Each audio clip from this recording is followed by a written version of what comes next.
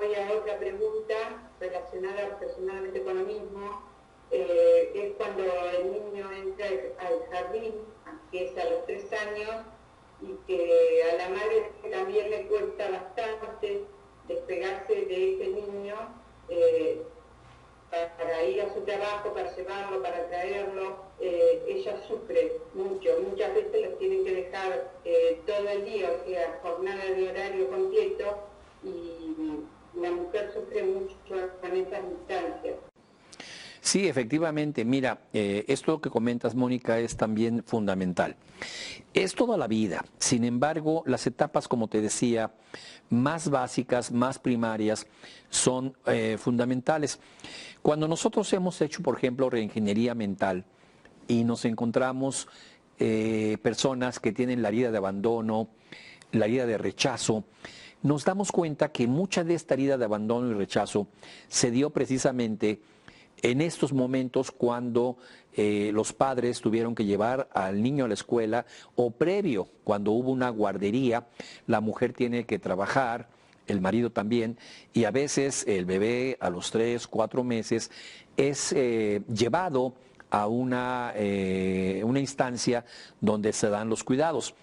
Estos fenómenos a futuro, como dice Fritz Perls, el padre de la Gestalt, son heridas emocionales que van a regresar para ambos, para el ser humano en formación, que es el bebé, y para la mujer también en la parte de la separación de los hijos.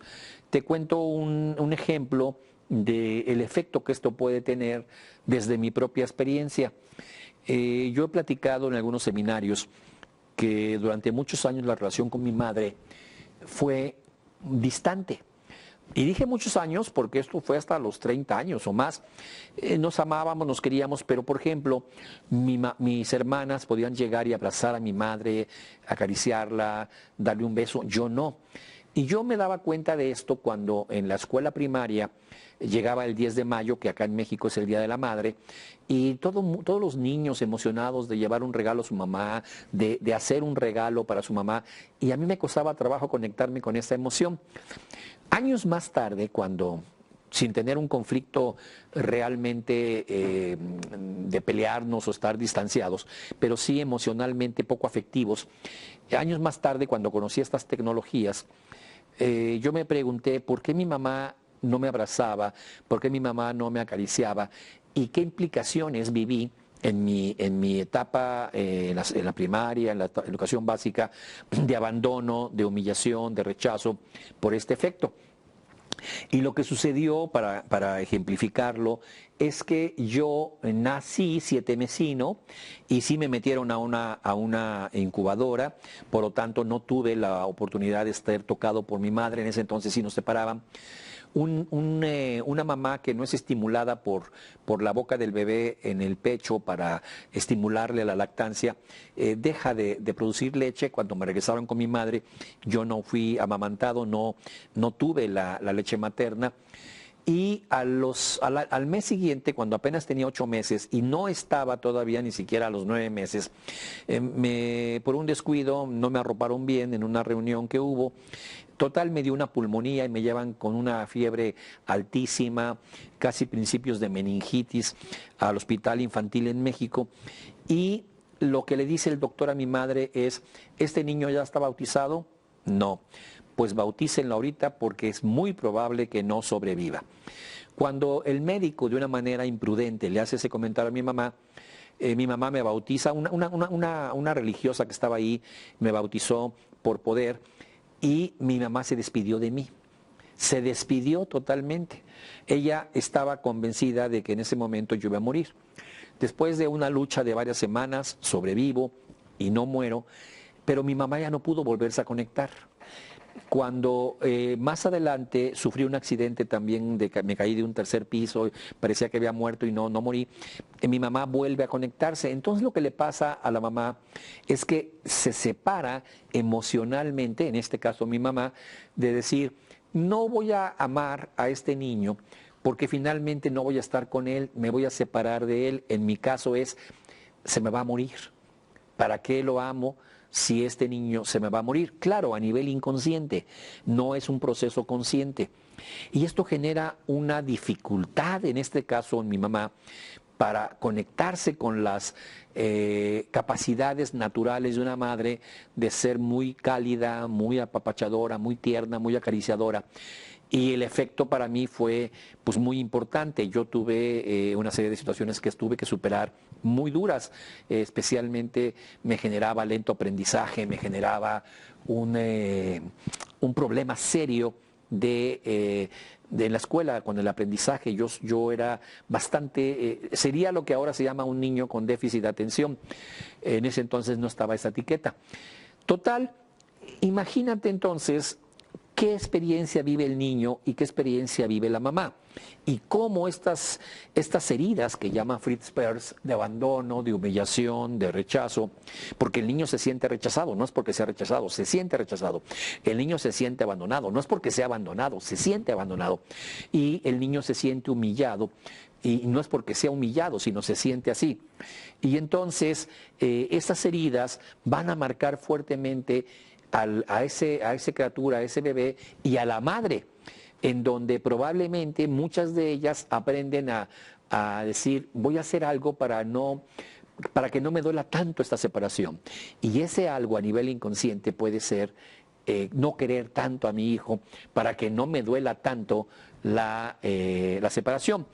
Y eso es para el adulto, la mamá. Y el niño, abandono, rechazo.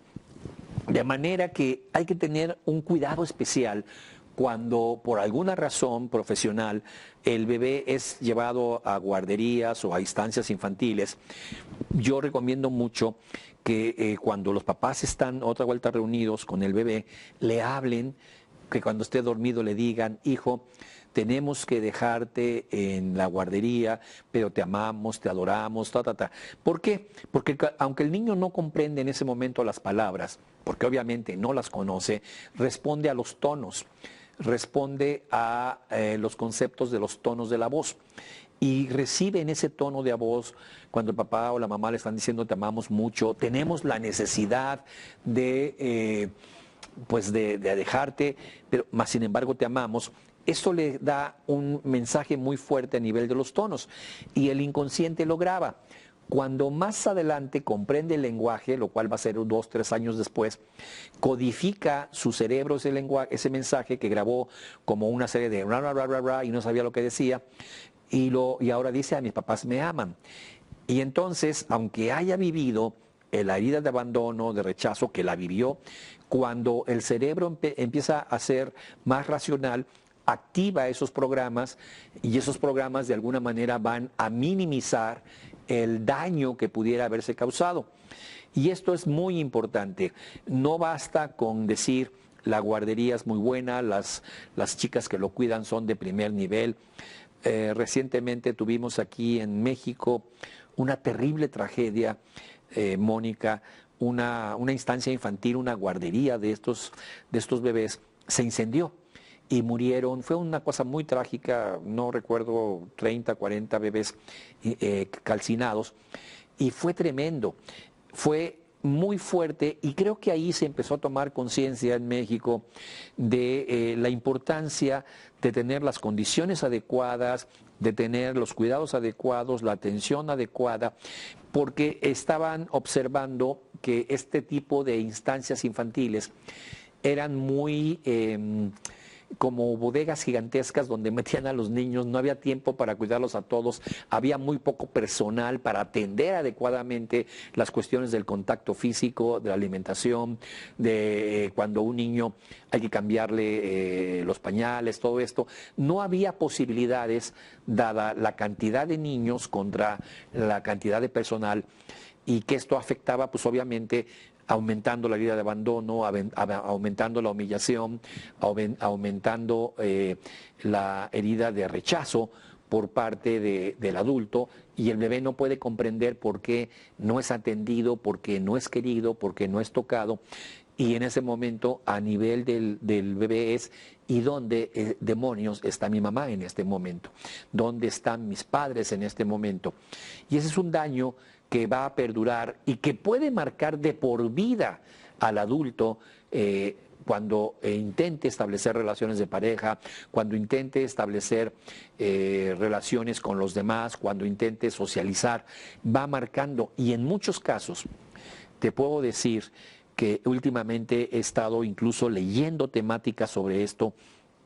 Encontré por ahí un libro muy interesante que hablaba de los grandes asesinos, dictadores, al nivel de Hitler, al nivel de los asesinos múltiples más importantes en la historia, y encontraban en todos ellos una situación muy grave desde el nacimiento, el parto, los primeros meses y en la infancia una rigidez, un mucho dolor, una infancia verdaderamente traumática.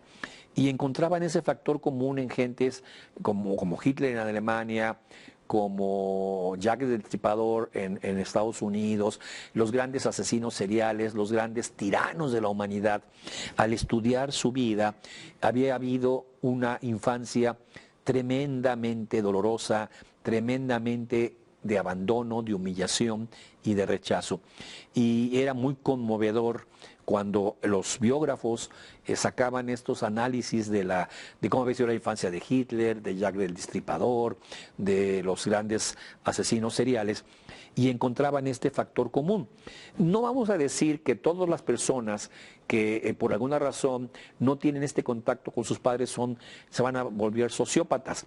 Sin embargo, sí tenemos que decir que es un factor que puede, bajo ciertas circunstancias, fácilmente aumentar la posibilidad de que una persona empiece a tener conductas antisociales. O sea, es algo verdaderamente fundamental ese contacto entre los padres, especialmente la madre, y el bebé.